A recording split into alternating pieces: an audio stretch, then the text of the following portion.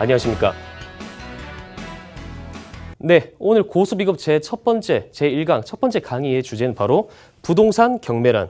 자, 부동산 경매란에 대해서 이런 주제로 가지고 여러분들과 이제 얘기를 나눠볼까 하는데요. 자, 일반적으로 시청자 여러분들도 아시다시피 부동산 경매라고 하신다면요. 채권자가 나의 돈을 빌려준 돈을 받기 위해서 채무자 소유의 부동산을 경매에 넘겨서 그 매각 대금으로 채권에 가름한다. 자, 이렇게 사전적 의미로만 알고 계신 분이 대부분일 텐데요. 자, 오늘 저희 이 시간을 통해서 경매에 대해서 경매의 절차나 또 절차 중간중간에 있어서 꼭 알아야 될 그런 포인트들을 한번 짚고 넘어가는 시간들을 가져보도록 하겠습니다. 네, 먼저 경매.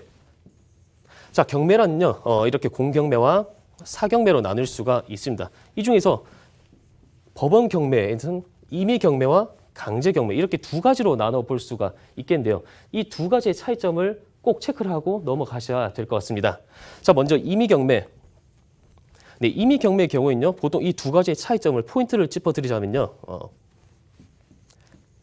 바로 담보권. 이 담보권이 있느냐 없느냐에 따라서 차이를 둘 수가 있다라고 정리를 해드릴 수가 있겠는데요. 자, 임의 경매 같은 경우에는요, 부동산 내가 이제 돈을 빌린 상태에서 해당 채무자의 소유의 부동산에 담보권을 설정한 경우를 말합니다. 자, 이렇게 담보권을 설정한 경우는요, 별도의 소송 절차가 필요 없이 바로 경매를 신청하실 수가 있기 때문에 굉장히 임의적으로, 말 그대로 임의적으로 경매를 신청할 수가 있다. 자, 이렇게 정리를 해드릴 수가 있고요. 강제 경매. 자, 말만 들어도 뭔가 좀 이제 강제적인 그런 강제력이 있다라고 느낄 수가 있겠는데요. 이 강제 경매의 경우에는요, 개인 간의 금전 거래, 차용증을 쓰고 개인 간에 이제 돈 빌려주고 받고 이런 경우에 있어서 돈을 못 받는 경우에는요, 임의 경매와는 다르게 담보권이 설정되어 있는 임의 경매와는 다르게 강제 경매의 경우에는 담보권이 없기 때문에 별도의 소송이 진행이 돼야 됩니다. 별도의 소송을 통해서 내가 이 사람에게 돈을 받을 권리가 있다라는 걸 확정 판결을 받고 난 다음에 그 다음에 경매를 진행할 수 있는 바로 그러한 것이 강제 경매의 뜻이다. 이렇게 결국에는 담보권의 유무에 따라서 임의 경매와 강제 경매가 구별될 수 있다라는 점, 자, 꼭 체크를 하시면 될 것 같고요. 네, 본디 이제 이 경매의 본디 목적은 바로 여기 적혀 있는 대로 채권자의 채권 회수가 가장 큰 목적이라고 보실 수가 있겠죠. 그 외에 이렇게 채권자의 신청에 따라서 법원의 경매 절차를 밟고 이렇게 부동산을 매각하는 것, 그리고 물론 최고 가격을 제시한 사람에게 판매가 된다라는 점, 경매의 대상 같은 경우는 부동산을 포함한 모든 동산도 포함이 된다. 이렇게 정리를 해드릴 수가 있겠습니다. 자, 다음으로 이제 경매 신청 이제 절차에 대해서 하나하나 따져보도록 하겠는데요. 자, 먼저 채권자가 경매 신청서를 제출을 하게 되겠죠. 그리고 이제 법원에서 이제 경매 신청에 대한 적법성 여부를 심사를 하게 돼서 경매를 개시를 결정을 하게 됩니다. 자, 이때 경매 개시 결정을 하게 되는데요. 이 경매 개시 결정 기입 등기, 이 경매 개시 결정 기입 등기라는 이 부분이 굉장히 중요한 포인트입니다. 자, 이게 왜 중요하냐? 바로 이 경매 개시 결정 기입 등기 시점에 따라서요, 굉장히 많은 유치권, 제가 향후 또 제가 강의를 해드린 내용이 유치권에 대한 이 구분이 기준이 될 수가 있겠고요. 또 배당 요구. 네, 배당 요구에 관한 기준이 될 수 있는 시점이 된다. 이렇게 정리를 해드릴 수가 있겠는데요. 자, 이걸 다시 자세하게 한번 풀어봐 드리면요. 유치권 같은 경우는 점유가 가장 중요한 요소라고 말씀드릴 수가 있습니다.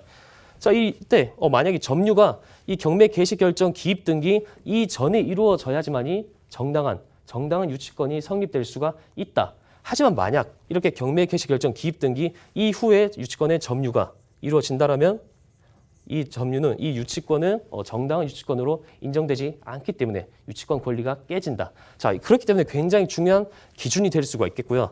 또 이 배당 요구에 관해서도 굉장히 중요한 기준이 될 수가 있습니다. 자, 경매로 이제 신청을 해서 낙찰이 되게 됐을 때는 낙찰 대금을 채권자가 받게 되겠죠. 하지만 이때도 아무런 그 누구의 모든 채권자가 다 받을 수 있는 것은 아닙니다. 이때 이 배당 요구를 해야지만이 받을 수 있는 채권자가 있고요. 그리고 이 배당 요구를 하지 않더라도 받을 수 있는 채권자가 있다는 점. 이 기준 역시 경매 개시 결정의 기입 등기. 요게 바로 기준이라고 보시면 될 것 같은데요. 자, 쉽게 말씀드리면요. 이 경매 개시 결정 기입 등기 이전에 만약에 돈을 달라고 신청을 했다. 만약 그런 사람들이라면 바로 배당 요구를 별도로 하지 않더라도 돈을 받을 수 있는 권리가 있다. 그렇게 말씀을 드릴 수가 있고요. 만약에 이 경매 개시 결정 기입 등기 이후에 돈을 달라고 신청했다라면 이때는 이런 사람들의 경우에는 이제 별도의 배당 요구를 신청을 해야지만이 배당을 받을 수 있는 권리가 있다. 그렇게 말씀드릴 수가 있습니다. 네, 여기서 이제 강제 경매와 임의 경매 이 두 가지 제가 바로 앞쪽에서 제가 말씀드렸던 그런 내용인데요. 아까 말씀드렸다시피 강제 경매의 경우에는 판결문, 소송을 통해서 경매를 진행한다. 이렇게 제가 정리를 해드렸고요. 임의 경매의 경우에는 저당권, 바로 소송, 이 판결문이 없이도 이 저당권, 담보권만으로도 경매를 진행할 수 있다. 자, 그렇게 말씀드릴 수가 있겠습니다. 네, 경매를 진행함에 있어서 이런 가압류나 가등기 같은 이런 용어들을 체크를 하실 수가 있겠는데요. 네, 가압류 같은 경우는 채무자의 재산 은닉, 처분행위 방지를 목적으로 미리 채무자의 재산을 묶어두는 것 이렇게 말씀드릴 수 있고요. 가등기 같은 경우는요, 정식으로 본등기가 이루어지기 전에 순위 보전의 효력을 갖추기 위해서 미리 하는 가짜 등기를 말합니다. 이 가등기에는 두 가지 종류가 있습니다. 소유권 이전 청구권 가등기와 담보 가등기가 있는데요. 이 두 가지의 차이점이라면 소유권 이전 청구권 가등기의 경우에는요, 순위 보전 자체 목적이 있기 때문에 만약에 선순위의 저당권, 선순위의 권리 시에는 소멸되지 않고 낙찰자에게 인수가 된다. 그렇게 말씀드릴 수가 있겠고요. 만약 담보 가등기의 경우에는 돈을 받는 것 자체가 목적이기 때문에 바로 돈을 받게 되는 즉시 소멸하게 되는 권리입니다. 따라서 채무자, 낙찰자가 인수하지 않는다. 이렇게 말씀을 드릴 수가 있겠습니다. 네, 두 번째 절차입니다. 배당 요구의 종기 결정 및 공고. 이렇게 경매 개시 결정에 따라서 압류 효력이 발생하면은 집행법원에서는 매각기일 이전으로 배당 요구의 종기일을 정하게 되는데요. 이 배당 요구 종기일을 쉽게 말씀드리면요, 나 이 사람한테 돈 받을 거 있으니까 나 돈 주시오. 나중에 이거 팔리면은 나 돈 주시오. 이렇게 신청하는 거다라고 간단하게 말씀드릴 수가 있겠는데요. 자, 이때 배당이라는 용어가 나오는데 제가 아까부터 말씀을 드렸는데 정확한 의미는요, 만약에 이 매각 대금보다 채권액 내가 받아야 할 돈보다 오히려 매각 대금이 더 클 경우 이럴 때는요 모든 채권자들에게 돈이 다 돌아갈 수가 없게 됩니다. 이런 경우 이 수많은 채권자들의 우선순위를 정해가지고 배당을 하게 되는 것, 돈을 나누어 주는 것을 배당이다라고 표현할 수가 있습니다. 네, 아까 제가 설명을 해드렸던 부분입니다. 네, 배당 요구를 해야지만이 돈을 받을 수 있는 채권자가 있고요. 배당 요구를 하지 않아도 돈을 받을 수 있는 채권자가 있다. 이 기준은 제가 말씀드렸던 바로 경매 개시 결정, 기입 등기. 이게 바로 기준 시점이 된다는 점 말씀을 드릴 수가 있겠습니다. 자, 이렇게 세 번째 절차로는 이제 매각기일이 공고 후 매각이 실시되게 되는데요. 이렇게 1번, 2번, 3번은요. 이제 법원에서 현장에서 그날 진행되게 된 절차를 설명되어 있는 내용이고요. 만약에 입찰인이 없을 경우는요. 유찰이 되겠죠. 유찰이 되는 경우에는 다음 회차에는 20%에서 30% 정도 떨어진 가격으로 경매가 진행이 된다. 이 점을 꼭 체크를 하실 수가 있겠습니다. 자, 이렇게 이제 경매 진행되는 중간에 또 이런 용어들이 발생하게 되는데 이런 용어들을 또 한번 짚어보고 지나가도록 하겠습니다. 취하와 취소 그리고 기각 이렇게 세 가지를 보실 수가 있겠는데요. 결국에는 주체가 가장 중요하다.